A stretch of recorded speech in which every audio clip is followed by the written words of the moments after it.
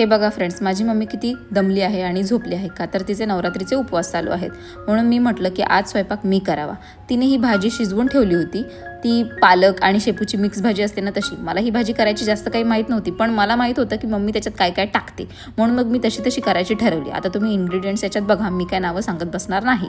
पण नंतर मम्मी भाजी हाताने स्मॅश करते, म्हणजे त्या स्मॅशरने, पण मला ती काही जमली नाही, म्हणून मी डिरेक्टली मिक्सरच्या भांड्यामध्ये स्मॅश केली. आणि त्याच्यानंतर त्याला घट्टपणा येण्यासाठी त्याच्यात मी थोडंसं बेसन पीठ ॲड केलं. मग 2 भाकरी केल्या पप्पांसाठी आणि माझ्या भावासाठी. मला तर काय भाकरी नको होती, कारण मम्मीने शेंगा उकडवल्या होत्या, मला त्याच शेंगा खायच्या होत्या, भुईमुगाच्या शेंगा, म्हणजे ज्याच्यात शेंगदाणे असतात ते. आणि एवढं सर्व झाल्यानंतर पटापट भांडी घासून घेतली, का तर नंतर भांडी कमी पडावी म्हणून. भांडी घासली. बघा तुम्ही यार, किती पटापट किती काम करते यार मी, भारीच. आणि ही ढीगभर माझी भांडी घासून झाली होती. बघा, किचन पण सगळा मस्त स्वच्छ केलं. चला तर मग बाय.